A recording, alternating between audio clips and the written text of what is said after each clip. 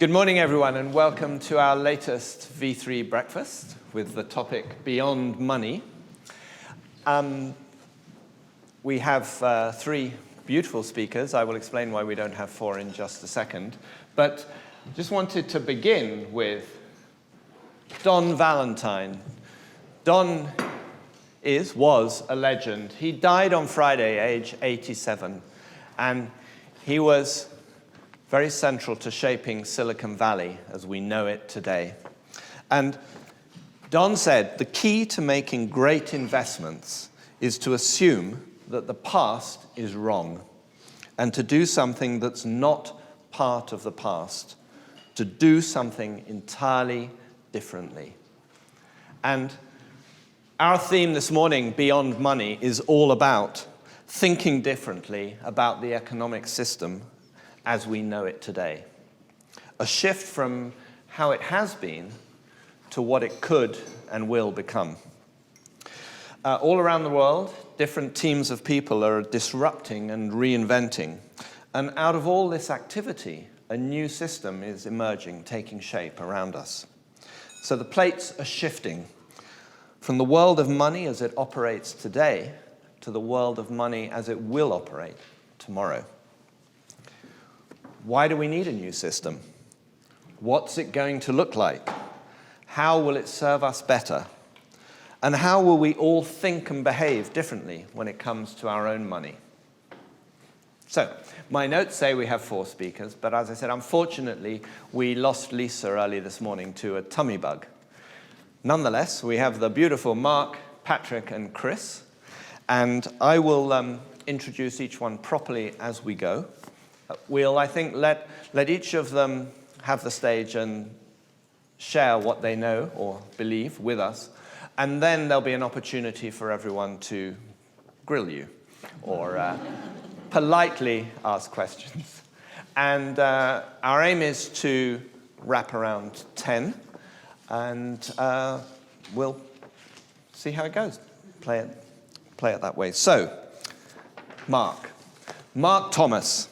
Mark is a mathematician and a strategist. He's the author of 99%, Mass Impoverishment and How We Can End It. Mark believes, if I understand correctly, that our civilization is being economically challenged and that if we do nothing to change, life in 2050 will be immeasurably worse for 99% of us. And that the other 1% are largely the people rewriting the rules for everyone else. But before you start the day by sinking into a deep depression, Mark also says that nothing is inevitable and it's not too late. We should be planning for a world in 2050 where everyone is better off.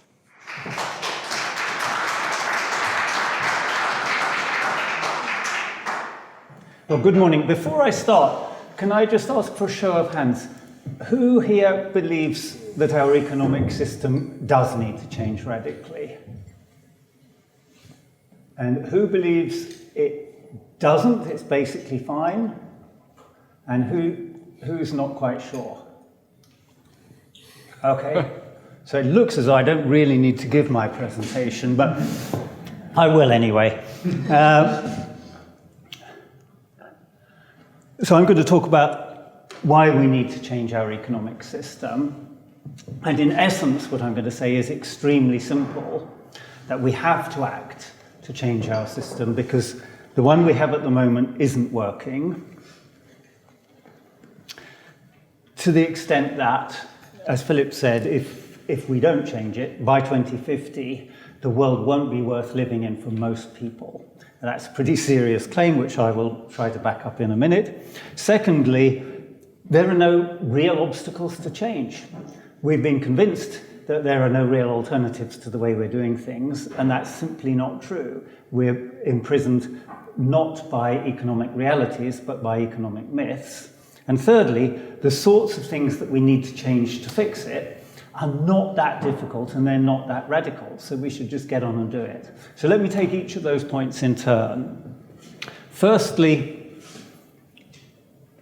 I said that we won't reach 2050 with with this form of civilization intact, in effect.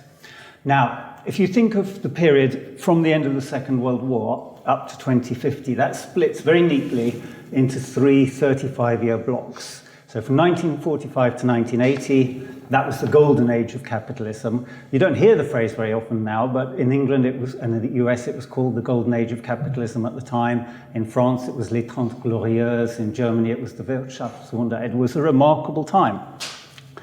From 1980 to 2015 was the age of market capitalism. And we're just in the early stages of that third age. We don't know what that third age is because we're just in the early stages of it, but so far the signs are a bit ominous. So let's just have a look at those three.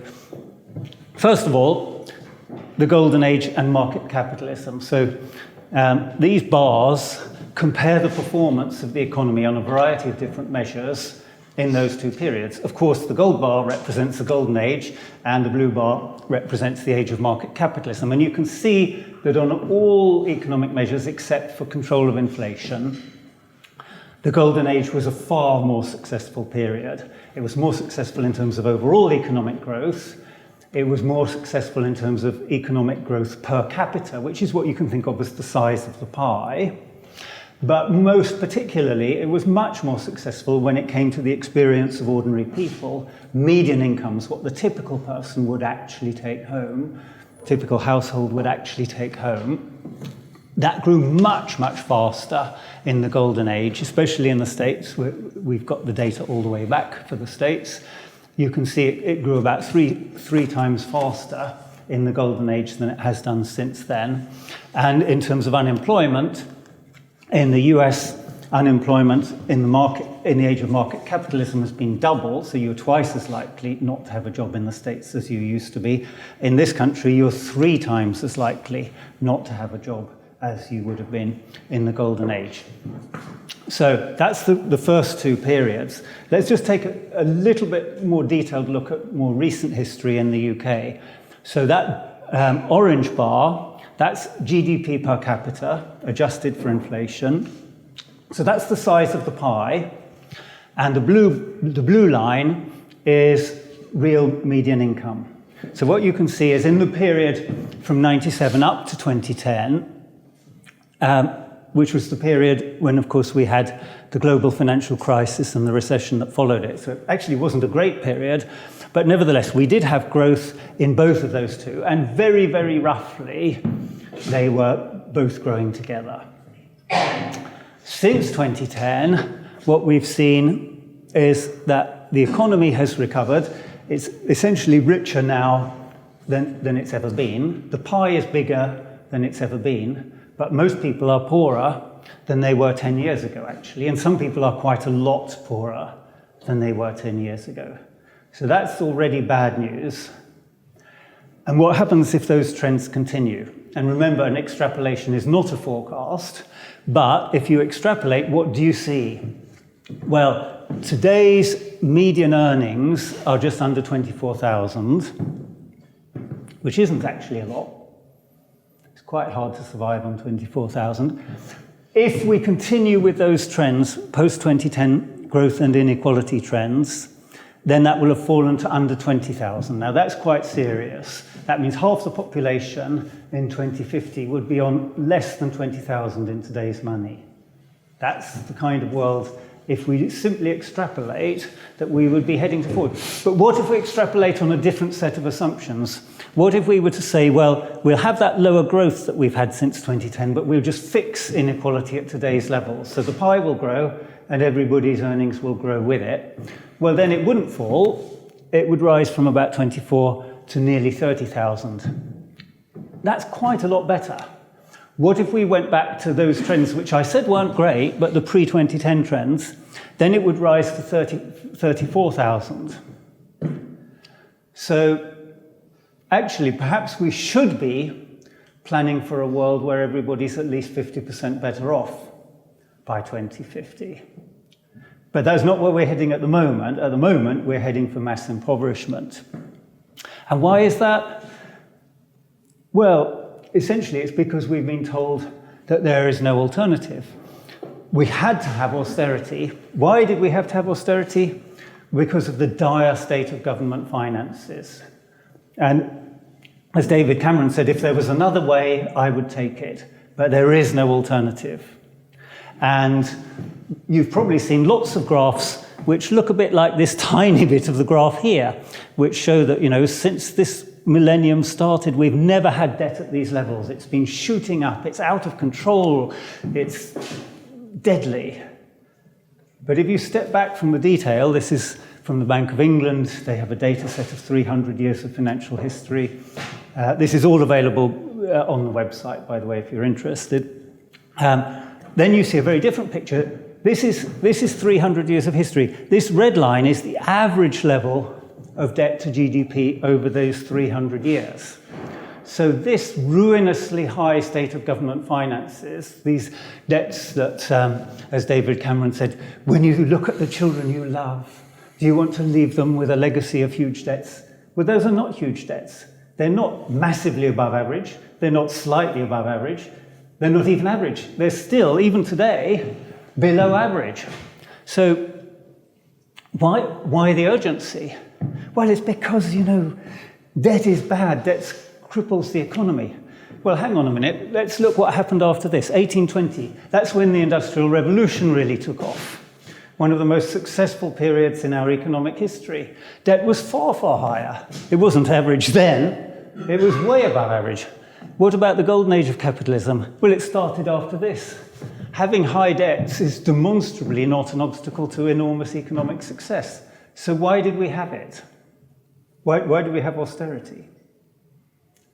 Well, part of the reason is that this narrative of unaffordability has proven to be very, very powerful. It resonates with people when people themselves are a little bit short of money and a serious-sounding politician stands up in front of them and says, households around the country are having to tighten their belts, businesses are tightening their belts, it's only fair that government should tighten its belt. It sounds reasonable. And it stops us arguing as well. We just stop questioning it.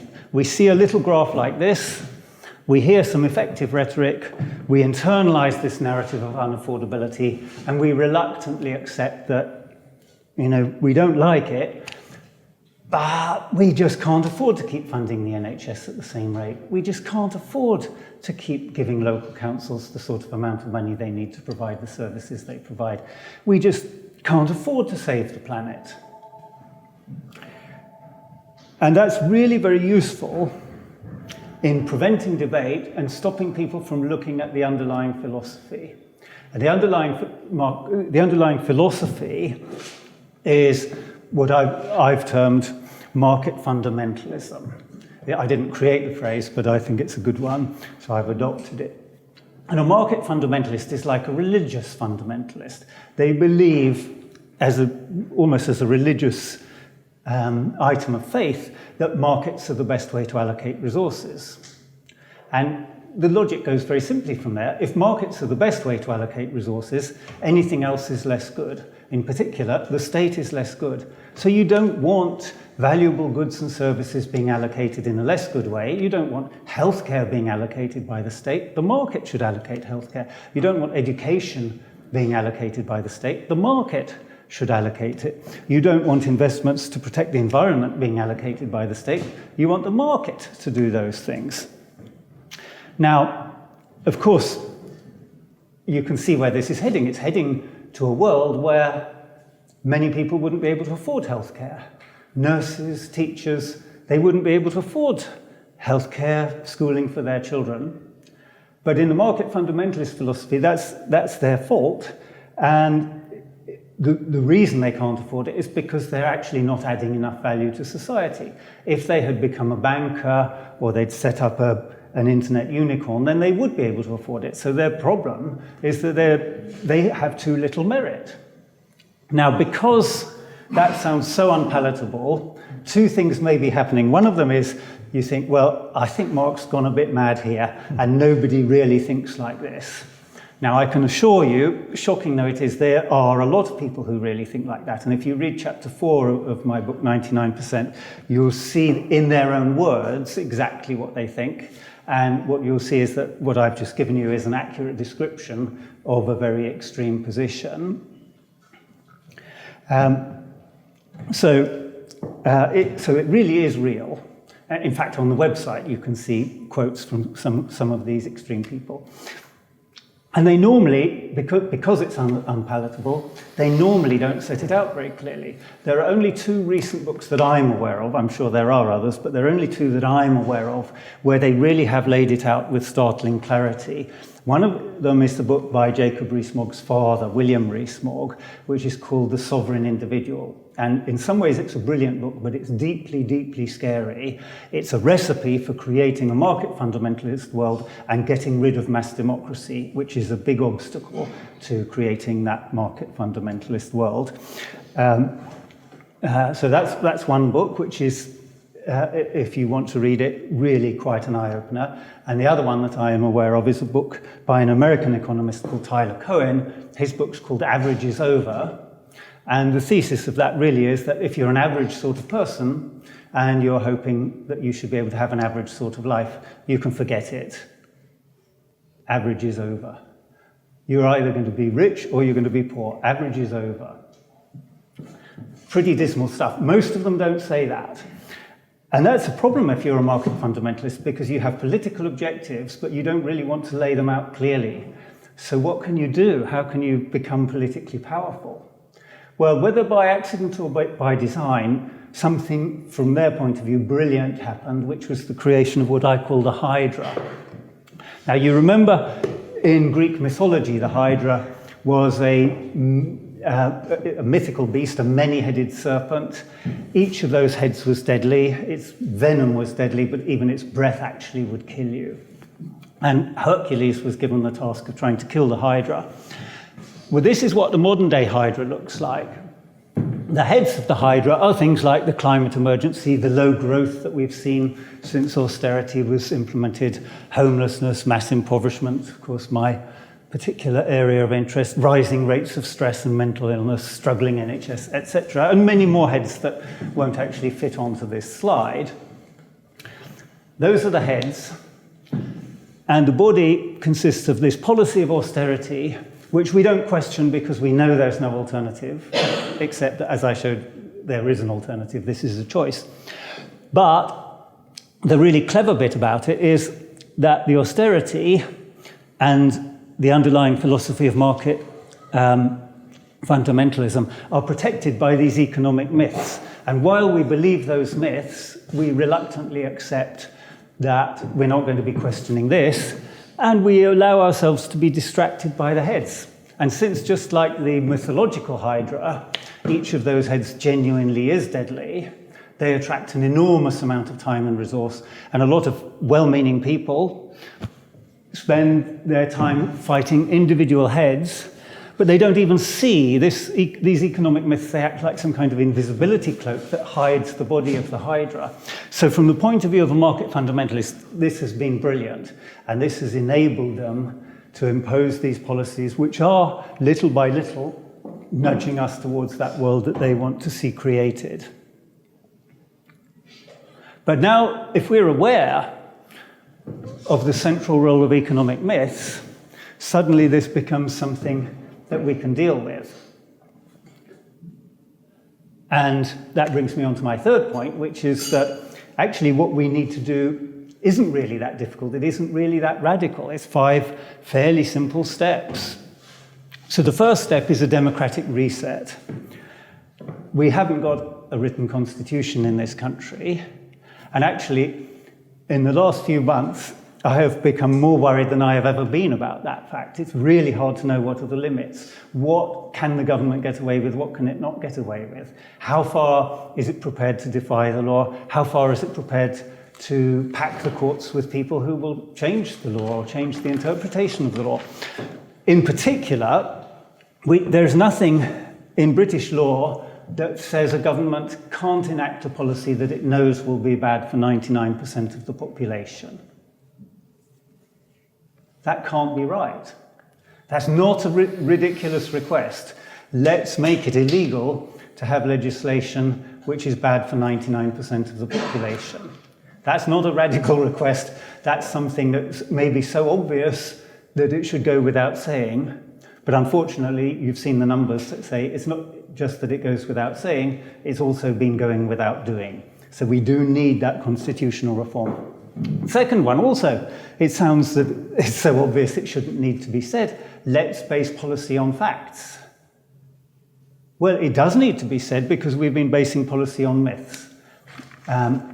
When I was researching for the book, I came across dozens and dozens of things that I thought I knew. And when I tried to dig in to find the underlying numbers, I found they're just simply not true. There are so many economic myths, so many things we think we know. The state of government finances is just one of 100, and I've probably tackled 20 or so in the book.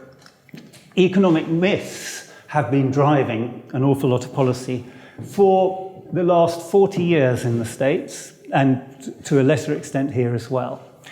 Once you've got those two tackled, then you can actually start to think about, well, what policies would fix things? Now, as I'm sure you all know, policy making is complicated, but at its simplest, there are only 4 types of policy.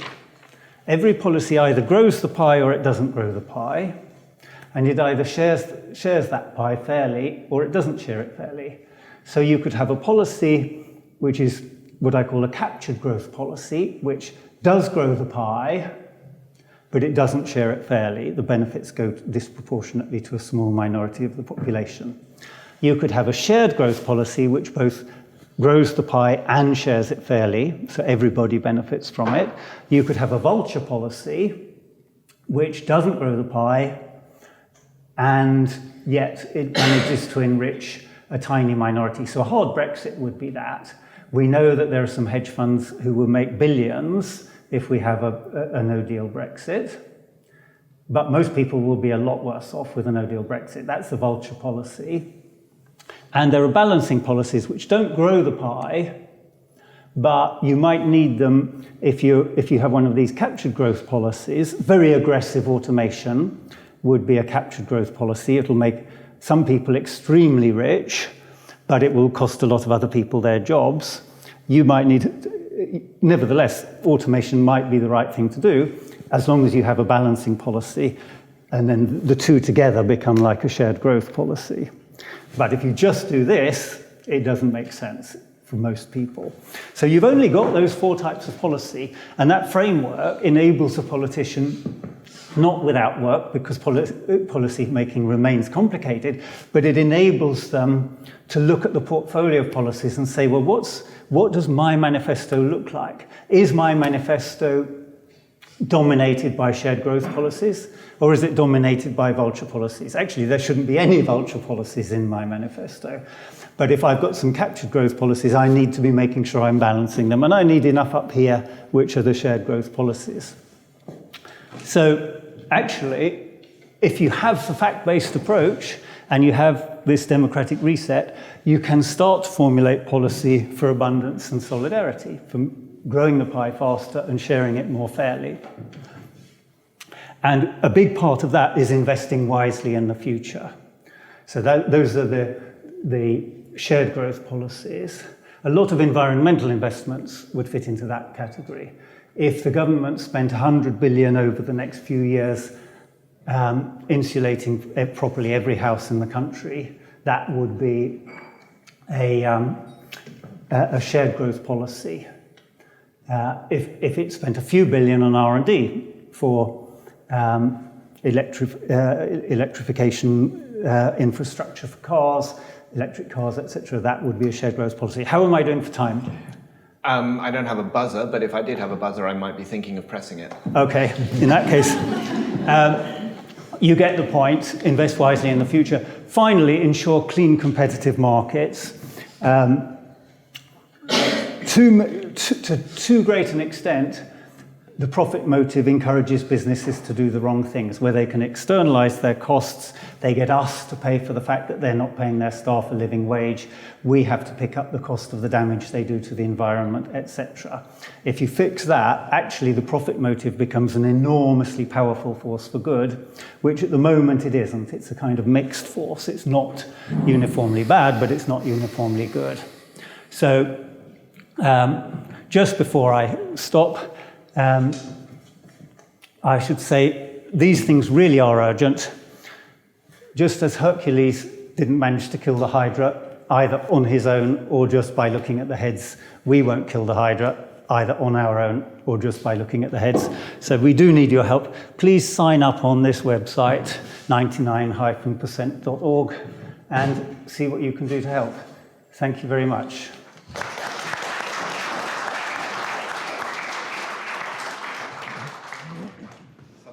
Conclusion. Do save your questions for Mark. We'll have everyone up here at the end and you'll get a chance to ask him, as I said. Patrick. So, Patrick is not anti-anything. He's all about working with people, not against them. And most importantly, connecting people at a local level, or reconnecting people at a local level, with the idea of money. Applying a triple bottom line ethic: social, environmental, and financial. Patrick expects that artists, more than economists, will give us a vision of the future that makes sense. Patrick. Thank you. When I say I'm not anti-everything, I'm probably anti quite a lot, but I think that that's all you hear about, whether it's climate change or the economy, everything is about what is wrong. And why I think art is the vision. There needs to be a vision for the future where this is what we can do rather than what we can't do. And I think that will drive us forward. So, yeah, beyond money, I'm not sure about new value systems in a world without currency. It may be for you youngsters, currency with all your digital watches and stuff. But if you live back in Lewis, where there are lots of people who are, some of them even retired, and then currency is what they're used to, and they are a bit shocked and confused about all this. I'll call it technology, but I'm sure that other people have different ways to talk about it. So I'm going to talk about what we can do about the Lewis pound, which has been going for over 10 years now, a bit about climate change. And one of the interesting things about the previous talk was that Hydra. And I'm wondering if there's a similar book that stems not from mass impoverishment, but about climate change. There'll be another book about homelessness. The danger of that is they'll start conflicting, and you talk about, oh, I think climate change is more important than mass impoverishment, and you won't address some of the real issues. And then why we're doing it, and its future, and the fact there's a pun there about more than just money. Well, no, I'll let you work that out yourself. It's not original. Oh, sorry. I had a conversation with Philip about saying, I heard about the definition of original, and I said that in the Western world, if you want something original, you do something about beyond money and talk about, digital wallets and things like that. If you can go to an indigenous community, they would say, right, origin is back to nature, and you'd go backwards. So anyway, 1789, the year of the French Revolution, quite appropriate. And why we started 2000, Lewis is flooded. That's Lewis railway station. Now, an excuse not to be up here because of your canal, railway station, is very valid, and that was built up on embankments. Climate change. You mentioned 2050, about everybody better off. If we don't do something now about climate change, it's going to be a moot point.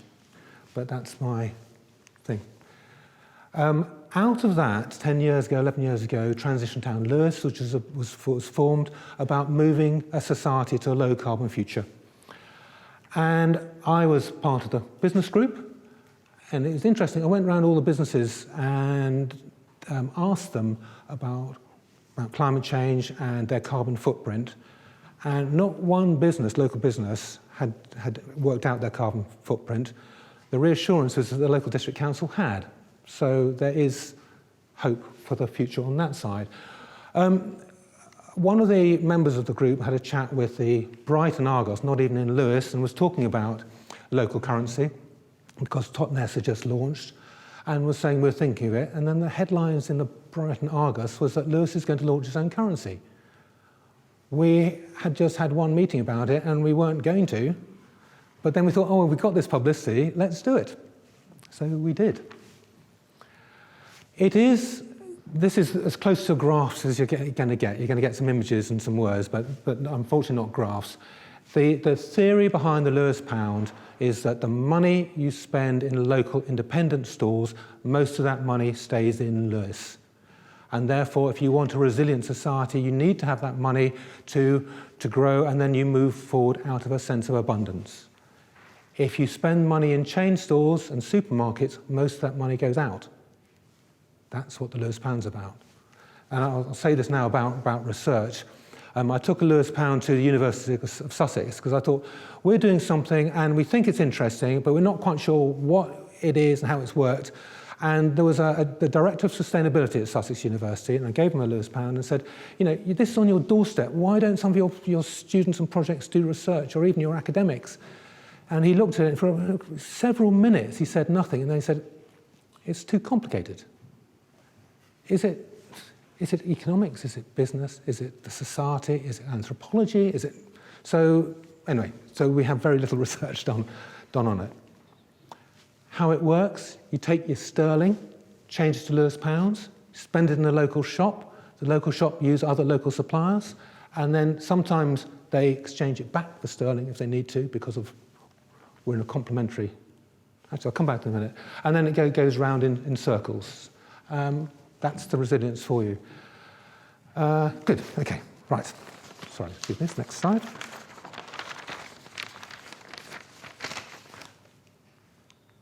It is a circular economy. Now, I know most of you, when you talk about the circular economy, is much more about product-led and zero waste and cradle to cradle and things like that. But it is interesting about how it builds up connections within a local community. 2008, we launched. It was launched at I think Northern Rock had run, and we had TV stations from 7 different countries. We had press from we had coverage in most of the national newspapers. And you may recognize my one national TV appearance. There were 2 headlines on that day: Lewis launches its own currency, and Lehman Brothers go bust. Timing in life is everything, that's okay, but that was quite something. Anyway, so I'm going to race through this. I started doing a talk at the Royal College of Art about design, so I'm going to race through some of the things. This is our design. Tom Paine, because he's a radical, and he wrote about common sense and the rights of man, aka woman nowadays, but he had lots of good things to say. Happened that he helped the Americans win lost our colony there, if you're in that sort of thing, and the American War of Independence, and he was in the National Assembly for France, so he's a bit of a hooligan. And then we had things that everybody relates to, which was the Lewis Castle. So it had a sense of identity, sense of connection. We talk about no currency. If the only identity is you and your Apple iPhone or watch or whatever, where's your sense of community? Where's your sense of identity? Yeah, very colourful and very well designed. Fronts all the same to the second issue. Just so you know, we launched as a trial for a year. We printed 10,000 notes. The launch was on the Wednesday. By Friday, there was not £1. I went around all the local shops I might have taken them, and there were 12 Lewis pounds. I could have bought 12 Lewis pounds. The rest had gone. So a group of volunteers who just set up, managed to get funding to print 10,000, suddenly had to find more money from nowhere and print 30, 40, 50,000 pounds extra to be able to do it. So the next year we had a second issue. We had local children design the first 2 notes, something about the creative side of Lewis, which is the middle one. We will launch an eco-centre in Lewis, and then of course there's Lewis Bonfire. 5 years later, we wanted a new issue, and for the designers amongst you, my brief to the designer was, I want the same but different, and I said, why don't you put a white stripe across it or something like that? And the creative thing, you may see on the bottom of the front page, it's gone from a colour to white. That's all he did. So they're the new notes. And then let's go on to why we did it. Celebrate the Battle of Lewis, 750 years. And there's a musical pop group came to Lewis, and Mumford & Sons we launched a special issue for there, and we thought, yes, we can do these things. Now, this is interesting for me, because I'm also director of ESCO, which is Community Energy Group. 10 years ago, Lewis, part of that transition town, Lewis, the Energy Group set up Community Energy and put solar panels on Harvey's Brewery and various other schools. If you ever wonder why we're doing the Lewis Pound, just think about every time you guys turn the switch on, money goes out of your home and normally your community. If you've got solar panels on your roof, every time you turn the switch on, you're keeping money in. It's that simple. And this may relate to what we heard before. I heard yesterday about the 3 Ds of community energy, which I think applies to what the Lewis Pound is trying to do. We want to decarbonise Lewis, we want to decentralise Lewis, and we want to democratise Lewis. They're the 3 Ds, and I think that, for me, sums up a lot of what we're trying to do. It's a triple bottom line. We mentioned about the circular economy and shop local. And I have to say, one of the weird headlines about, somebody took a photograph, because I do a market stall once a month, was the positive alternative to Trump's protectionism. So think about what we're trying to say about keeping it local. It's not just us trying to be Little England, because we still drink tea and coffee. We don't grow much of it in the UK, but we want to engage, we want to move forward out of a sense of abundance. Environmental, and this has been a struggle, how do you get that silent voice outside about climate change? And yes, it's about reducing food miles, about seasonal produce, that's great, and we're still struggling to work out what we can do, how we can make money work for the environment as well. But social, it is community-led, what we're trying to do. One of the things we're doing is, it's called a donate a drink. So you can go to the depot, which is a local film, cinema, buy a cup of coffee or your pint of Harvey's and say, and I want to donate a drink. £3 of that gets given to the Lewis Pound. We collect it all up and give it to people who go to the food banks. Lewis, one of the wealthiest towns in the country, has got 3 food banks. It's also educational. I mean, you know, why am I here? To try and say, look, this is what we do. If you want to take something from it, you're very welcome. But it's for education. That's what we're trying to do. We don't have the resources to go to schools, but at least we have the resources to come and speak to you guys. One of the things, and you can tell I'm not an artist or designer, I had to ask myself, why are we doing this? And therefore, what is money? And it was about health, wealth, and happiness. So this is my effort to say, you know, what really matters, you know, fresh air, good food and clean water with family and friends and fun. Well spent locally, stays within, in chains, goes out of Lewis. And basically, that's my little picture. And it's really about making connections. That's what the Lewis Pound is about. And of course, you know, Thomas Paine there had to say it's common sense, because it is, really. So, out of all these things, I think I'll just say that what we're trying to do in Lewis and other people doing local currencies is link value, or we want to value values along with value. And one of my previous incarnations was working for CDP, if any of you have heard of it. They're the Carbon Disclosure Project that works on behalf of institutional investors and had signed up about half the world's assets under management, and on their behalf asked listed businesses what they're doing about climate change. And this was all about the principles of responsible investing and the SRI. And somebody drew this Venn diagram, this circle, and had value and values, although it's something new and original. Sorry, that's that word again. So back to the RCA, we design for both money and love. That's what we're about. The future. We started with the electronic side of things, and that was an online version, and we used something called Droplet. It was funded by the EU, and because of bonkers Brexit, sorry, that's my political view, then they lost their funding, so we had to stop. M-Pesa in half, I don't know how much of, in Kenya and in Africa, there's so many people, it's all on mobile phone banking. Yeah, that's owned by Vodafone. That's hardly a local, even though you think you're doing it locally. And it's about a means of exchange rather than a store of value. Alternative currency.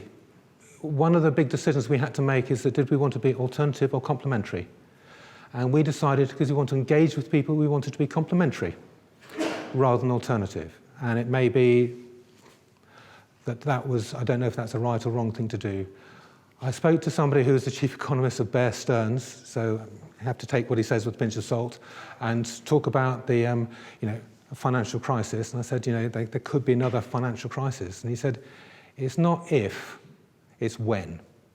So if that's the case, hopefully that Lewis, just on its own, may be in a stronger position to move forward. But we're not isolated. We want to work with others. So we're more than just money. Oh, yeah, you mentioned Mark Carney. This is for me, it was quite interesting. This is this month, rather. Companies that fail to respond to climate change, that's my issue, will go bankrupt without question.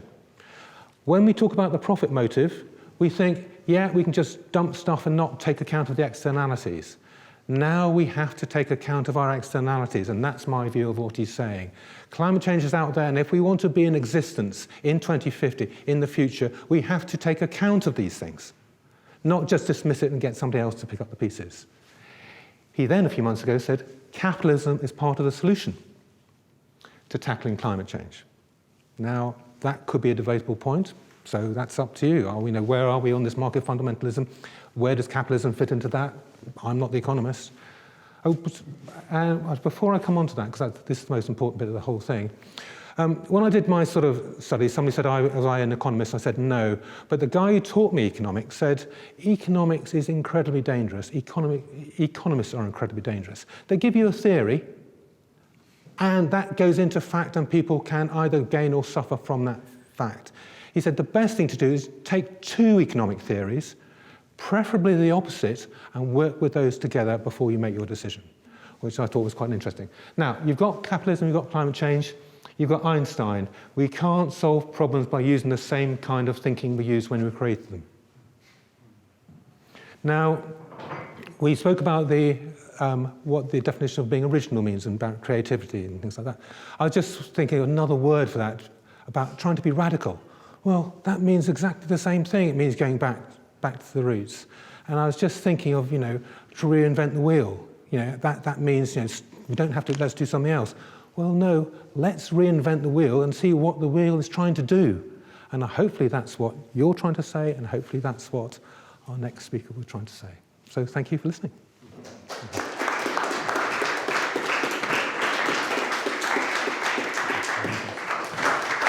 Thanks, Patrick. That was fascinating. And a slight irony that all the time you were standing in front of the global symbol for currency on the panel there, which I'm sure everybody recognizes. Thank you. Chris, with the wonderful last name, Speed.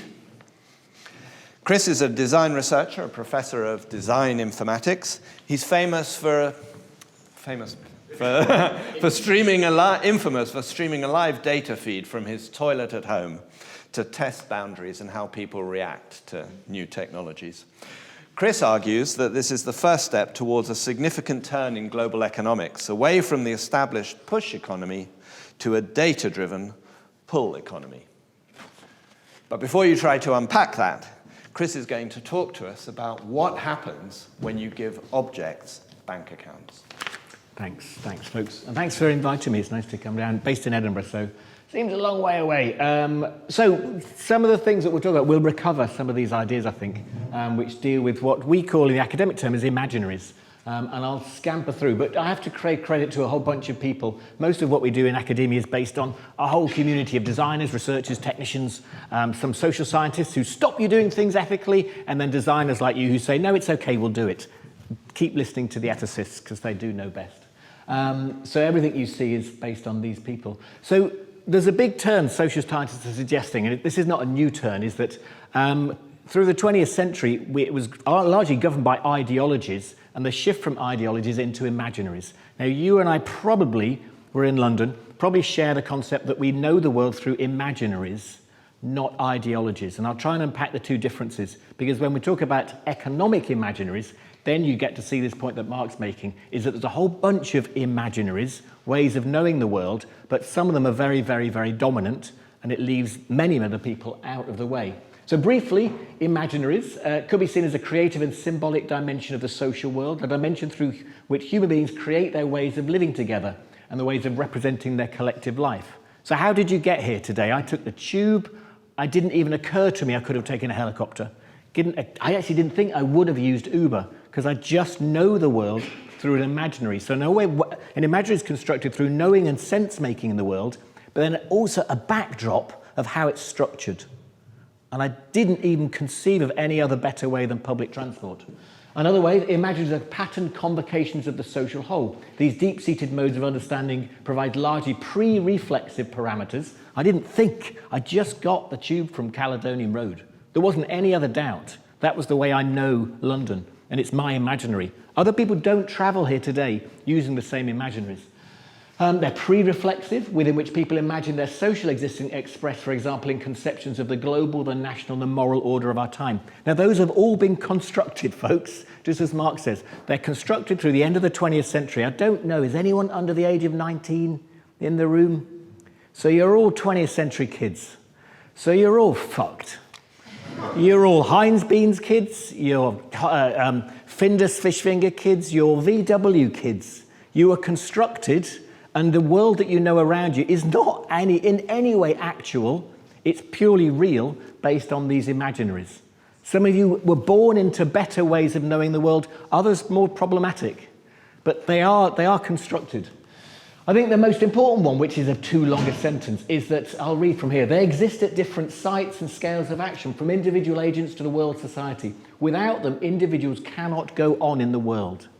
If you didn't have an imaginary, some way of making sense of getting to the coffee at the end of the morning or getting to the tube, you couldn't go on. So you have to make a whole bunch of things. You have to make selective observation about what is real and what is natural, a reliance on specific codes and programs, the way you use your Oyster card or you just put it on your Apple Pay, use of certain categories. You've had to make a whole bunch of things because you're forced into, and this is Jessup, into sense and meaning making. You had to make some sense of the world from primary school all the way up to getting into your mum and dad's car, to mum and dad going to work or not going to work. But you're also at the back of that based on what they call a structured sense of the world. What is right, what is wrong? Now that could have come from religion, it could have come from growing up through a Tory government or a Labour government and a whole bunch of things around it. But there's a bunch of rule bases, which he calls structured complexity. How does London work? How does it organise itself? Is everything just owned by the royal family? I come from, I can tell I'm English, but living in Edinburgh, it's very different in a structured complexity when it's a World Heritage Site. And people change their behaviour because their sense and meaning making is fundamentally different when you just come for August. I mean, you don't come at any other time. We don't exist, do we? Outside the fringe. I'm just clarifying that. So it means people make sense of the world. Now, these are not ideologies. That's the big difference. That in the past, maybe the 20th century, we had ideologies. My parents still believe that the NHS, the state, will look after them. A bunch of us who grew up through the 70s, 80s aren't sure nuclear is good, not after Chernobyl. And then there's the next generation coming up who are really asking, who don't want to be pushed. They don't believe in VW adverts. They don't believe in Don Drapers. They just don't understand what we take for being part of an imaginary, a way of knowing the world. So whatever you do out of all of these talks today, try to know your imaginary, because no one in the room will have the same as you. And you have to take responsibility for second-guessing how you got to know the world and why you make certain decisions. And on the back of that, we're very interested now in, which I think Patrick talked about, is distributed to decentralised imaginaries, because you're beginning to see some of the fabrics of a centralised governed state begin to fray because of lack of trust or lack of alignment, I suppose. And some of the projects I'm going to show you then are predicated on interrogating what it might be like to have artifacts or products or systems that provoke questions around these imaginaries. So everything I'm about to show you is a bunch of prototypes. Try to say, how does this argue or contest with your imaginary? How does it disrupt it? We use this PwC took this down in the end actually, but this is a continuum of what happened post-Bitcoin, so 2017, where you really began to see, and you can't see at the back, but it's a journey through smart contracts. It's a journey when you change the representation of value from money into data, you get codes. And what can you do as those codes become empowered through things like Solidity, which Ethereum uses? What happens? And they move from, well, basically, a family member can send Bitcoin to another family, all the way through to self-driving vehicles, allow themselves to pay off their dues, all the way to entirely distributed autonomous societies, such as the People's Republic of Lewis, which want to break away, but they don't really want to break away. Very complicated imaginaries. So what do we do? Well, let's see if this plays. We do things such as geocoin. We have a small application I can show you later, which works rather like Ethereum, and I've put a bunch of hotspots in cities. So this is Tel Aviv, we've been to Amsterdam, we've been all over, dropping smart contracts in the street and forcing people into changing their behavior because the code changes their wallet. So as I move down this street, I'm tempted to move over the road because if I move into a green area or grab a green bubble, I can gain money. And you can see here, this green area is where the smart contracts are adding value, and if I hit the blues, they simply take away. Now, they're quite wicked smart contracts, actually, and this might suggest that what we've designed here is an imaginary around a shopping mall where people want to keep you, they incentivize. So it's quite crude Adam Smith economies, really, but we ask people to body storm this, not brainstorm it. And it's a clue to what smart contracting can do. So these group of people were given geocoin, asked to enter the street. Just before we used that version, we actually used Bitcoin. So this was literally Bitcoin scattered through Amsterdam. Excuse the old model. But what was fascinating in the group is because they had the power to rewrite the contracts overnight, they turned the simple rule base into something else. So here, this is an individual. They're pretending that Amsterdam has given out 200,000 euros in an Amsterdam cryptocurrency, but they're going to use it for voting. So if you get some of your resident, if you walk into these areas, you're not being fined, you're actually voting for some capital projects for the local government. So the local government are now, you're literally taking your money. You can't take your money out of the system, but you're choosing to spend it on a playground or a school. So suddenly the community flipped what was quite an Adam Smith incentive-based model into participatory budgeting, simply because the representation of value is not money, the representation of value is the vote, and your ability to vote in situ, not in hypothesis. So if you want bicycle stands, this person just click the button and they can vote on it, and everyone else in the community can allocate funds to that project. Other areas that we're interested in is these things called marriages. You're all 20th century kids, you still believe that marriage is for life. I can't tell you it's not. One of you will die first. Get out of it. But you're all 20th century. You'll still have these romantic, nostalgic ideas of contracts. I mean, I don't know what to tell you how fucked you are. This particular group then started to say, well, how might a contract be fairer? Why should it be so lopsided? And they very, very simply used a smart contract that allowed myself and Mark perhaps to go to the pub. If we're in the pub, the code would simply give birth to a new wallet. And the team programmed a new wallet. So the code initiated a wallet. While we were in that space, the wallet was taking money from our own separate accounts with cybersecurity, and we would spend. And when we left the pub, it simply dissolved the wallet. Now, if Mark and I wanted to go to HSBC later, we're not married, we have no formal certification, and get a joint account, that's really hard. Because of the imaginaries that surround the way that you and I can exchange value. You don't own those imaginaries. Structure does. And whether you want to invest them or explore them, you're going to have to need to be more radical. So what we do is, this is members from Tesco Bank. They're, as a challenger bank, they don't have cash points. They don't have, we have access, or they pay licenses to use cash points. They don't have branches, but they were very keen. So I won't play all of this, but we let them free. And it's quite quickly, if you play with the technology, you realize how you can reconstruct what we call economic imaginaries, because you begin to look at the values that Patrick was looking at. This is literally looking at enacting a new cinema smart ticket. So this actually is a cinema. They're in a cinema here, there's a big movie, there's a couple of trailers, which are two green spots you can't see from a distance, and they're enacting a social practice. It looks as though they're just moving through the streets playing Pokemon. They're actually in their heads imagining an entirely different ecosystem. Now, my problem at an art college is I don't have many technologies like that. I still have art teachers using wood, metal, ceramics, and plastics. And we got to get creative, starting to think about the flow of value, because it's intrinsically data, toward new creative models. So we do that. We also do things such as this, very keen to understand how the representation of value changes and how it begins to adopt values. So this is Dutch Design Week a few years ago. We took 100 coffee cups along and we put NFC chips in the bottom of them. Each NFC chip has a bank account, really simple. Either it's got credit or it doesn't. This coffee cup has no credit. I can't get a coffee. This one has no credit either. But if I put them together in close proximity, they both get credit. Very, very simple. They can take that off to, well, they can check on their bank account. They've each got a number. They can find out that number 5 has got credit, number 6 hasn't, and take it to the barista, who we hired, very exotic Dutch barista, and they can pay out and get coffee. But what you're seeing here is people who've never met before getting their coffee credit and heading off to the coffee. So we ask you, what is the currency? Because what's the value of the currency? The value of the currency of going to a conference is to confer. Most of these people don't want coffee, but they want to meet someone.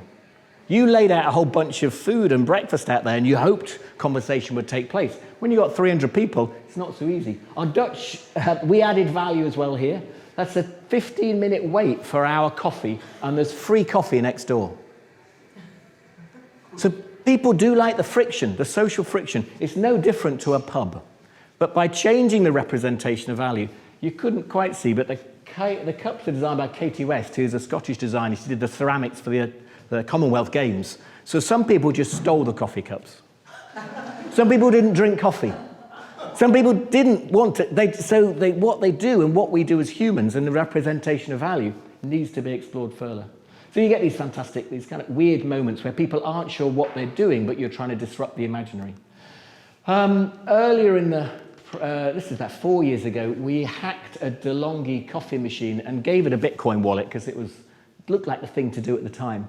I don't know, it cost a fortune. What we did do is at this moment, you're seeing Rory, the developer, choose the type of coffee beans that the machine then has the propensity to buy. And he's a scumbag, he just chose cheap. But what he had was social, environmental, and ethical options. He's now going to buy the coffee because he just wants coffee, right? But what's happened on that slide is the bot, if you like, has then taken everyone's votes, and because it has its own Bitcoin wallet, is now going off to buy socially responsible beans.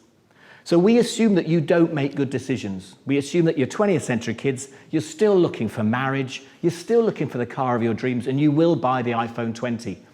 You are fucked and we are fucked because you haven't a clue what you're doing. So why not ask the bot to get you what you need, get you your coffee, but it will decide what objects it needs to buy in the interest of the collective, because we just don't trust you anymore, I'm afraid.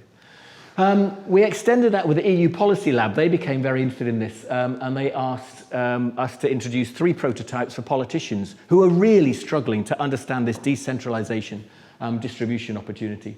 So Giglist 1 is a hairdryer. It has 3 buttons. The green is the go. You can get your hair dried. But in this instance, a student has been up at 3 or 4 o'clock in the morning, and he's simply buying cheap energy. So he's buying it straight from the grid, 3 or 4 o'clock in the morning. It's dirt cheap, and he's going to sell it back to you at 7 o'clock on a Friday night, because you are 20th century kids, and that's what you'll do. I mean, look at your hair. It's gorgeous. So you'll buy this, and you'll pay over the top for his energy. He won't pay for his energy, and he'll just have to pay in time at getting up at 3 or 4 to trade it. But that's the imaginary he wants to work in, decentralized, beginning to balance. It's good for you because he's balancing the grid. He's taking away the energy, storing it, and then pushing it back, rather than this idea that at 8 o'clock, we all need more energy because we all want to watch EastEnders. The second one involves a robot, so it has a small algorithm on it, and it says you load it with the values. You all want eco-energy, but how long will you wait to get it? Our assumption is that you are prepared to wait.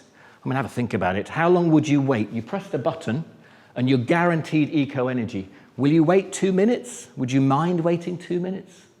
Would you mind waiting 10 minutes for your hair to be dried if you knew it was coming from eco-resources? So in this one, the robot simply says, I promise I'll give you eco-energy, and I'll go off the grid and find it, but it might take me 10 minutes.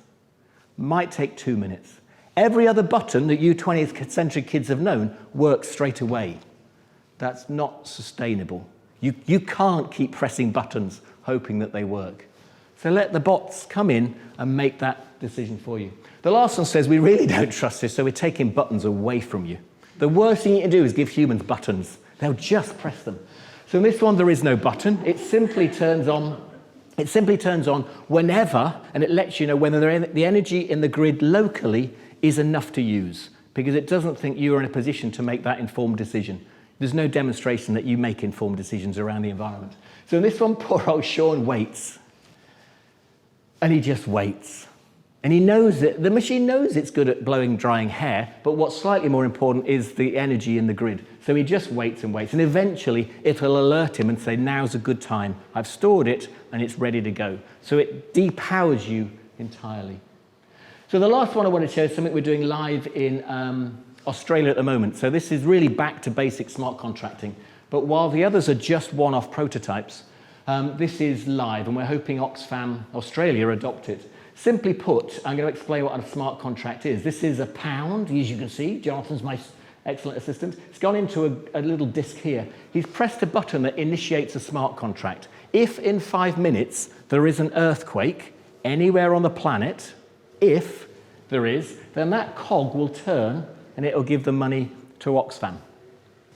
If there isn't an earthquake in 5 minutes, the money will simply be returned to you.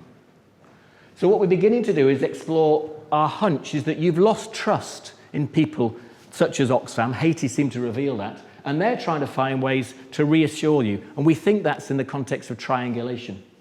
So as you saw, what happened there, people took their money back. What happens in the 5 minutes, once there is or hasn't been an earthquake, people end up giving it away anyway because they've had time to think.